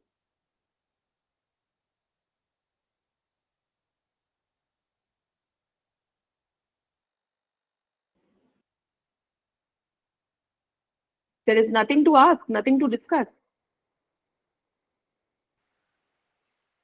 Ma'am, I am Shailesh Kumar Prajapati, assistant professor sociology, Kushinagar से sir. Ma'am, आपने जो भी बातें कही, जैसे play करके या किसी रोल को अडॉप्ट करके, जैसे हम लोग सोशियोलॉजी में सिखाया जाता है, अर्ली एज में जो बच्चों का सोशलाइजेशन होता है, वो बच्चे छोटी छोटी चीजें सीखते हैं, जैसे प्ले स्टेज पे, गेम स्टेज पे। तो वो जो सीखते हैं, मतलब बिल्कुल जीरो होते हैं। वो जीरो स्तर पे अगर वो सीख सकते हैं, तो इस चीज को अगर हम अप्लाई करते हैं, तो हम अपने बच्चों को भी बहुत अच्छे से कन्विंस कर सकते हैं, प्रिपेयर कर सकते हैं कि अच्छा। जी जी जी, बिल्कुल सही कहा तो आपने। आप जी, बिल्कुल आपने सही। बहुत अच्छा। जी मैम। जो चीजें मुश्किल होती हैं, देखिए जो जी सबसे मुश्किल टॉपिक्स होते हैं ना, उनको आप जी टारगेट कीजिए कि उनको आप जी जी इस तरीके की एक्टिविटीज में कन्वर्ट करें। जी और जी इसमें टीचर को शुरू शुरू में थोड़ी सी मेहनत करनी पड़ती है, बिफोर द क्लास सोचना पड़ता है कि कैसे किया जाए। लेकिन जी जब जी एक बार ये तरीका, देखिए आपका जो मटेरियल जो आप बनाते हैं कि ये इस साल के लिए बनाया है, तो वो अगले साल भी काम आएगा। तो वो मेहनत आपकी एक बार का इन्वेस्टमेंट होता है। और मुश्किल टॉपिक्स को आप आसानी से और बल्कि देर तक याद रखने के लिए स्टूडेंट्स को आपके हमेशा के लिए वो याद रखेंगे। एक और इम्पोर्टेंट चीज मैं आपको ऐड करूं यहाँ पे, आपने बहुत अच्छा इसको अंडरलाइन किया। देखिए कभी कभी स्टूडेंट्स के अंदर कुछ डिसेबिलिटीज होती हैं, जैसे कुछ लोग स्टैमर करते हैं, कुछ बच्चे हकलाते हैं, कुछ बच्चे जो होते हैं उनको फोबिया होता है, परफॉर्मेंस फोबिया होता है, कुछ बच्चे पैनिक करते हैं, कुछ बच्चों के अंदर कुछ इनसिक्योरिटीज होते हैं, फियर्स होते हैं। तो वो चीजें जो होती है ना, वो बच्चा जो है वो पेन एंड पेपर टेस्ट से या सिर्फ एक नॉर्मल क्लासरूम में नहीं ओवरकम कर पाता है। वो जब आप उसको ग्रुप एक्टिविटीज में डाल देते हैं, जहाँ पे कि उसको डर नहीं है कि मैंने अगर कुछ गड़बड़ किया तो मेरा कुछ फेल हो जाऊंगा, पास हो जाऊंगा, ये वाली चीजों से जब वो बाहर आके करता है, तो आप यकीन जानिए कि मैं तो ड्रामा क्लब मेरे यहाँ यूनिवर्सिटी में जो है उसकी काफी सालों तक मैं वो प्रेसिडेंट हूँ। तो उसमें एक दो लड़के तो ऐसे हमारे स्टूडेंट्स थे जो कि इतना हकलाते थे नॉर्मल लाइफ में, और अभी भी हकलाते हैं।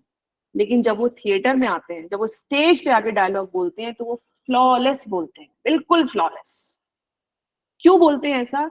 इसीलिए मैंने कहा रोल प्लेइंग। देखिए रोल प्लेइंग जो होता है, वो जब हम किसी रोल को प्ले करते हैं ना, तो हम अपने आप को कोई और समझने लगते हैं। और उस वक्त मेरे ऊपर से ये बर्डन हट जाता है कि मैं कैसी हूँ, विभा कैसी है, विभा अच्छी है, बुरी है, ये बर्डन हट जाता है। मेरा जो रोल है, मेरे रोल के ऊपर वो जिम्मेदारी आ जाती है। तो इसीलिए मैं अगर थोड़ी सी गलत इंग्लिश बोल लूँ, थोड़ा सा मैं गलत प्रोनाउंसिएशन बोल लूँ, थोड़ा सा मैं अच्छी ना लगूं, तो वो उस रोल की जिम्मेदारी है, मेरी नहीं। It shifts the responsibility, it takes away the burden of performance, it takes away the burden of being correct. क्योंकि क्लास में तो भैया करेक्ट होना होता है। भैया 90% स्टूडेंट तो सिर्फ इस डर से नहीं बोलते हैं क्लास में कि जो बोला कहीं गलत ना हो जाए, क्योंकि टीचर ने अपने आप को ऐसा बनाया है कि मुझे सिर्फ सही सुनना है। भाई अगर हम सिर्फ सही सुनने के लिए आए हैं तो हम टीचर थोड़ी हैं, फिर तो हम कंप्यूटर हैं। गलत सुनना है, सही सुनना है, सब सुनना है। हमारे सामने हमारा स्टूडेंट गलत भी बोलेगा, कोई बात नहीं, गलती करना तो स्टूडेंट का राइट है। और ये कहा जाता है to err is human, to commit mistakes is very important. और मिस्टेक्स से ही हम आगे बढ़ के कुछ सही सीखते हैं। लेकिन हम मिस्टेक को इतना बड़ा एक फोबिया बना लेते हैं कि गलत ना हो जाए कहीं, तो क्या हो जाएगा? गलत हो गए तो क्या हो जाएगा? कुछ नहीं होगा, सही कर लो इसको, आगे बढ़ जाओ इसके। ये वाली बातें थ्योरेटिकली तो सुनने में ऐसी लग रही हैं, लेकिन जब आप उनको परफॉर्म करने देते हैं तो वो थ्योरी से एक्शन में कन्वर्ट हो जाती है। एंड देन दे फॉरगेट कि चलो छोड़ो यार, कोई बात नहीं, आगे बढ़ो। That is how they do it. Ma'am, एक चीज और है, मैंने देखा है बहुत सारे शिक्षक जैसे बताते हैं कि आप क्लास में जाइए तो माइंड एक नॉलेज गैप क्रिएट कीजिए, बच्चे शांत हो जाएंगे। तो मैंने कहा कि आप नॉलेज गैप क्रिएट करेंगे तो बच्चे आपसे कैसे जुड़ेंगे? क्या क्या क्रिएट कीजिए? जैसे क्लास में इंटर करने के बाद आप नॉलेज गैप क्रिएट कीजिए, यानी मतलब बच्चों से कुछ ऐसा पूछिए कि वो न जानते हो, बच्चे सामने जाएंगे। और ये बहुत सारे शिक्षकों की ये क्वालिटी है मैम। आज देखे कई लोग हमको भी सजेस्ट करते थे कि अरे आप ऐसे जाइए, तो मैंने कहा मतलब आप एक बात बताइए, मतलब आप ये जा है रहे हैं तो मतलब ये जी जी है कि जी हम महान टीचर जब बनेंगे, जब हम ये प्रूव करेंगे कि हमारा जी जी स्टूडेंट नहीं जानता है। जी जी जी जी अगर मेरे स्टूडेंट ने मेरे पूछे हुए सवाल का जवाब दे दिया तो मैं तो काबिल ही नहीं हूँ। भाई मेरी और उसकी काबिलियत बराबर है। और यही जी आज हो रहा है, क्योंकि आज जी जी आपको मैं बताऊं, हमारे स्टूडेंट्स हमसे ज्यादा काबिल हैं, क्योंकि जी उनके पास नॉलेज की एक्सेस है। वो 1 मिनट में चैट जी जी जीपीटी से ढूंढ के बता देंगे, सर आपका आंसर जी गलत है। तब सर जी क्या जी जी करेंगे? तब सर इधर उधर देखेंगे। अरे स्टूडेंट के नॉलेज को आप एक्सपीरियंस बनाइए, कन्वर्ट कीजिए उसको एक अनुभव में, ताकि वो मैम आपको एक जी जी साथी की तरह, आपको एक गाइड की तरह, आपको एक मेंटर की तरह वो पूछे। कंप्यूटर जी उसको जी मेंटरिंग नहीं दे सकता, चैट जीपीटी उसको मेंटरिंग नहीं दे सकता। ChatGPT can not be a listener, ChatGPT can not be a role model. ChatGPT will give knowledge, will share information. वो आज स्टूडेंट्स के पास नॉलेज की या इंफॉर्मेशन की कोई कमी नहीं। वो हमसे ज्यादा सटीक नॉलेज लेटेस्ट ला के दे सकते हैं हमारे सामने, लेकिन उनको हमें ये प्रूव करना है इसके बावजूद भी मैं तुम्हारे साथ हूँ, और I will tell you how to go about it, I will respect yes it. Ma'am और देखिए एक और चीज मैं बताऊं, जेनजी, यानी जिसको हम जेनजी कहते हैं, जो 21st सेंचुरी में जो पैदा हुए बच्चे हैं, Gen Z does not want to take preachings. उनको ये वाले लेसन्स पढ़ाना बेकार है, सच सच बोलो, झूठ मत बोलो, राम राम रट, सीधा सीधा चल। I don't think we can any longer continue with these kinds of traditional languages with Gen Z. Gen Z wants us to listen to them and then be their friends. If we want to be really good teachers, we must appreciate them as thinking people. तुम बहुत समझदार हो, तुम्हारे ideas बहुत अच्छे हैं, you have good thoughts. This is how we can make them respect us. सिर्फ बड़े होने से रेस्पेक्ट अब वो नहीं देने वाले हैं कि टीचर है तो रेस्पेक्ट करेंगे, अब नहीं होगा, वो पुराना फॉर्मूला है। मैम आप जो जिस स्टडी मटेरियल को इस्तेमाल करते हैं पढ़ाने के लिए, उसको भी वो लोग शेयर नहीं करना चाहते कि हम किस किताब का ये ऐसा करते हैं कि बच्चे न जान पाए। अगर वही चीज हम किताब लेके जा रहे हैं, उससे पढ़ा रहे हैं, बच्चे भी जानेंगे तो हमारे उनमें अंतर क्या रह जाएगा। इस टाइप की मानसिकता है। बहुत बहुत ही बहुत ही बहुत ही जी बहुत ही ये दयनीय स्थिति है। अगर ऐसे कोई जी जी मास्टर, जी जी ऐसे कोई टीचर हैं, ऐसे कोई प्रोफेसर साहब हैं, तो बेचारे बहुत जी जी दयनीय स्थिति में हैं, क्योंकि अगर उनके पास कुछ और नहीं है, सिर्फ एक किताब है, तो उनका तो भगवान मालिक है। मयंक त्रिपाठी कुछ कहना चाह रहे हैं? जी मैम नमस्ते, मैं मयंक त्रिवेदी बुंदेलखंड महाविद्यालय झांसी से। मैम बहुत अच्छा लगा आज आपकी बातें सुन करके। कई प्रश्न मेरे स्वतः ही उत्तर प्राप्त कर चुके हैं। मेरे साथी से अक्सर डिस्कशन होता था, तो उनका कहना था कि बेसिक शिक्षा या इंटरमीडिएट तक आप इस प्रकार की आर्टिस्टिक अप्रोच लेकर के कर सकते हैं, लेकिन जब आप उच्च शिक्षा में जाते हैं तो बैठ करके आराम से चिंतन स्तर का उनका विकास करिए, लेकिन उनको इस तरह से आर्ट और ड्रामा की आवश्यकता नहीं है। तो मेरा अक्सर डिबेट होता था, तो बहुत से प्रश्नों का उत्तर आज के मिल चुका है मैम, कि इस लेवल पर भी हम लोग इस प्रकार से आर्ट ड्रामा का उपयोग करके बच्चों के ज्ञान में उनका विकास करेंगे। मैम मेरा एक प्रश्न ये है कि हम लोग अपने अंदर क्या सुधार करें। जैसे मैं बीएड से हूँ, तो उसमें स्किल्स वगैरह सिखाई जाती हैं, उद्दीपक परिवर्तन कौशल, कैसे हम अपने शरीर का संचालन करें, कैसे हम व्याख्यान कौशल हम कैसे बोलें, और कैसे हम श्यामपट्ट यानी ब्लैक बोर्ड का प्रयोग करें। तो हायर एजुकेशन में हम अपने अंदर वो क्या परिवर्तन लेकर के आए जो जिससे हमारे जो विद्यार्थी हैं वो अधिक से अधिक लाभान्वित हो पाए। वो कौन सी किस प्रकार से स्किल्स डेवलपमेंट हम अपने अंदर करें मैम, जो हम हायर एजुकेशन में अपने बच्चों को ज्यादा बेहतर ढंग से शिक्षित कर पाए। देखिए ये सारी ही चीजें जो आपने बताई, वो सारी हायर एजुकेशन में भी इम्पोर्टेंट है। आपकी क्लास में 2 बच्चे ऐसे होंगे जो कि बहुत ही एक बड़े हाई लेवल का चिंतन मनन करने के लिए बने होंगे, लेकिन बाकी सारी तो वो हैं जो भीड़ है, और उस भीड़ के लिए आपको एक तमाशा तो बनाना पड़ेगा। और वो आप जब बना पाएंगे, सबसे पहले आपकी भाषा, आपकी वाक्पटुता, उसमें क्लैरिटी, प्रोनाउंसिएशन, और भाषा पे पकड़ बहुत जरूरी है।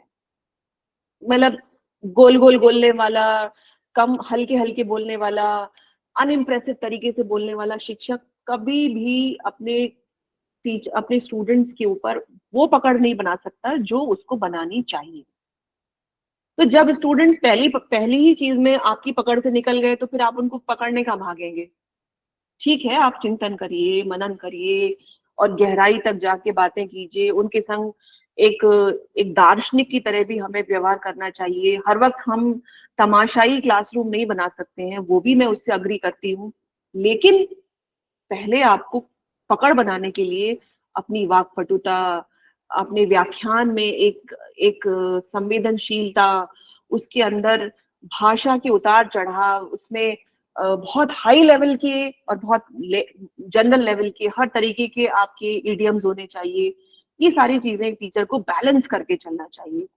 और मुझे लगता है कि क्लासरूम में टीचर को अब वो कैसा दिखता है पढ़ाते वक्त, पर्सनालिटी उसकी कैसी है, वो अगर वो अपने आईने के सामने वो करके देख ले, वो थिएटर करके देख ले, एक बड़ा शीशा रखे और वो देखे कि वो एज ए टीचर कैसा दिख रहा है पढ़ाते वक्त, तो मेरे ख्याल से वो थिएटर वाली जो चीज है उसके काम आएगी टीचर की। जी Good मैम, बिल्कुल afternoon, ma'am. I, Dr. Snehlata. I want to I add something or just I have a query also. मेरा सब्जेक्ट पॉलिटिकल साइंस है और मैं इलाहाबाद यूनिवर्सिटी में पीजी कर रही थी। तो हमारा एक पेपर था media film cinema and society. तो हम लोग उस पेपर को बहुत दिनों तक, वो ऑन पेपर था, उस पर कोई भी क्लासेस कभी कंडक्ट की नहीं गई। उसके लिए एक टीचर एसोसिएट किए गए थे जो कभी क्लास नहीं लेते थे। फिर हम लोगों ने बड़ी रिक्वेस्ट किया उनसे, तो फिर उन्होंने वो शुरू की थी क्लास और उसमें हम लोगों को फिल्म दिखाई गई।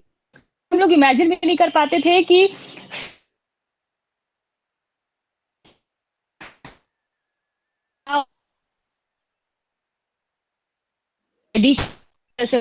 कैसे आवाज नहीं आ रही है, मुझे ही नहीं आ रही है, आपको भी नहीं आ रही है? नहीं आ रही है। नो मैम, आवाज नहीं आ रही। आवाज नहीं आ रही है मैम। आवाज नहीं आ रहा। Good afternoon ma'am. अब स्नेहलता आपकी आवाज बीच में कट गई थी। नहीं आ रही है, कट के आ रही है। आप अपना प्रश्न लिख दीजिए। आ रही है मैम, अब आ रही है? नेटवर्क प्रॉब्लम लग रहा है मैम। अब बोलिए। अभी भी क्या आ रही है? अब आ रही है, बोलिए। आवाज आ रही है।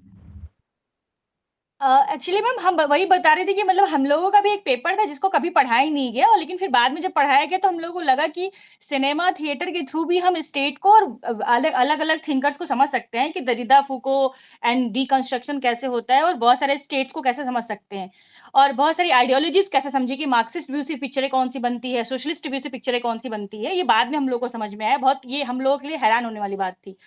और लेकिन मुझे एक और आपसे ये पूछना था कि जैसे हम अपनी क्लासेस में अगर कोई एग्जाम्पल पेश कर रहे हैं या किसी फिल्म का हम एग्जाम्पल के थ्रू बच्चों को डिस्कस कर रहे हैं, तो कई बार हमें इन्फीरियोरिटी ये होती है कि कहीं बगल से जो गुजर रहा होगा ये ना सोच रहा हो कि क्या ही बकवास कर रहा है क्लास में बैठ के। तो इस इन्फीरियोरिटी से कैसे बाहर आए और किस तरीके से और अपने बच्चों को कनेक्ट कर सके फिल्मों के थ्रू, सिनेमा के थ्रू, लिटरेचर के थ्रू, थिएटर के थ्रू? देखिए, अगर आपकी क्लास में बच्चे अगर आपके ऊपर फोकस कर रहे हैं तो आप बाहर फोकस मत कीजिए, क्योंकि उससे फायदा ये होगा कि यही बच्चे क्लास के बाहर जाकर आपको पॉजिटिव फीडबैक देंगे आपके बारे में कि मैम की क्लास अच्छी होती है, और फिर वही टीचर जो आपकी मजाक उड़ा रहे थे या आपकी क्लास की मजाक उड़ा रहे थे वो भी आपको फॉलो करेगी।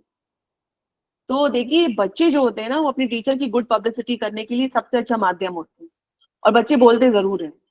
They speak at your back that she is a good teacher. I enjoyed that class. It was very good. I will go to that class. तुम भी चलना। कभी कभी तो दूसरी क्लास के बच्चे आते हैं क्लासेस अटेंड करने जब उन्हें मजा आता है। तो ये आप अपने बच्चों को अपना स्पोक्स पर्सन मान के चलिए। ठीक है, आज बाहर के लोग बोल रहे हैं, कल को यही जो आपके सामने बैठे हैं ये आपकी पॉजिटिव पब्लिसिटी करेंगे, और फिर ये जो आप कर रही हैं उसी तरीके का कुछ किसी दूसरी क्लास में होगा, तो आप ही रोल मॉडल बनेंगी। कल को आपको आपकी क्लास की सक्सेस को आपकी यूनिवर्सिटी, आपका कॉलेज फोटो में दिखाएगा, देखिए ये क्लास हमारी ऐसी है जो कि ये वाले काम करती है। आपका मैगजीन में फोटो छपवाएंगे, एल1 मैगजीन में। वो आप उस चीज की चिंता छोड़ दीजिए। निर्भीक होना तो टीचर के स्वभाव में सबसे बेसिक जरूरी है। थोड़ा सा निर्भीकता होना चाहिए। मैं ये नहीं कह रही हूँ कि हमें एकदम ही बिल्कुल कोई आंदोलन करना है और बागी बनना है, किसी की बात नहीं माननी है, लेकिन उतना जितना भी हम कर सकते हैं उतना तो हमें करना चाहिए। बहुत सी चीजों में हम दुनिया की नहीं सुनते हैं, तो क्यों ना हम यहाँ पे भी वो कोशिश करके देखें। एग्जैक्टली मैम, क्योंकि बहुत सारे जटिल टॉपिक ऐसे होते हैं जो उन लिटरेचर के थ्रू कभी हम समझ नहीं पाए, लेकिन उन उदाहरणों के थ्रू अभी भी मार्क्स मुझे कभी नहीं समझ में आता था कि कैपिटलिज्म क्या है, लेकिन जब सर ने एक पोएम के थ्रू हम लोगों को पढ़ाया तब समझ में आया कि मतलब मार्क्स तो कुछ नहीं, जस्ट इस तरीके की एक थियरी है जो बहुत किस तरीके से हमारे सामने पेश की गई बड़े बड़े शब्दों के थ्रू, जिसको हम समझने के लिए कोशिश करते रहे लेकिन समझ नहीं पाए। और जब वो सिनेमा के थ्रू बताया, जब वो किसी पोइट्री के थ्रू बताया, तो बहुत आसानी से समझ में आ गई वो सारी चीजें। बिल्कुल, I totally agree. Good afternoon ma'am. जी गुड आफ्टरनून प्राची जी, बोलिए। Ma'am, I am Prachi Singh. I am an assistant professor of English at Vaikuntha Devi Kanya Mahavidyalaya, Agra. Ma'am, it was such a very interactive session. The way you discussed the concept of theater, that how the entire world is a stage and how we all are merely players. Here I am using the quote of "as you like it." Ma'am, since Aristotle published Poetics. And in Poetics, we also find the concept of catharsis and hamartia. And the same elements we find in theater also. Ma'am, please discuss the concept of catharsis in connection with theater in great detail. Great detail में तो नहीं हो पाएगा अभी क्योंकि time हो चुका। लेकिन एक बात ये बोलूं मैं आपको कि आपने कहा एरिस्टोटल ऑल्सो डिस्कसेस। देखिए एरिस्टोटल ने जो किताब लिखी है पोएटिक्स, वो क्यों लिखी है? एरिस्टोटल ने वो थिएटर की किताब लिखी है, वो किताब ही थिएटर की है। I am happy that you brought this up. और उससे पहले आप प्लेटो पे जाइए। प्लेटो की किताब कहलाती है डायलॉग्स। Yes, ma'am. और वो किताब है फिलॉसफी की। वहां पे फिलॉसफी डायलॉग के फॉर्म में होती थी। इससे भी आप चल के आप भारतीय क्लासिकल लिटरेचर में आ जाइए, वहां पे उसको कहा जाता है शास्त्रार्थ, संवाद। तो कहीं पे भी ज्ञान का वर्धन संवर्धन जो है वो एक व्याख्यान में नहीं होता है, वो बातचीत में होता है, वो डायलॉग में होता है, बोलने से होता है, चलने से फिरने से होता है। बात रही कथारसिस की और अमर्शिया की, सो ये थोड़ा सा हटके है, but since you are asking and I am a person of theatre, I can not hold my self back from discussing it. So catharsis is when you tell a story, and in that story when you make people feel that pity and fear, and by the end of the text, by the end of the performance, then everything is resolved. कुछ लोग मर गए, कुछ लोग जी गए, मिलन हो गया, लोग बिछुड़ गए, सब कुछ हो गया, कहानी एक अंत पे आके रुक गई, यानी क्लाइमेक्स हो गया।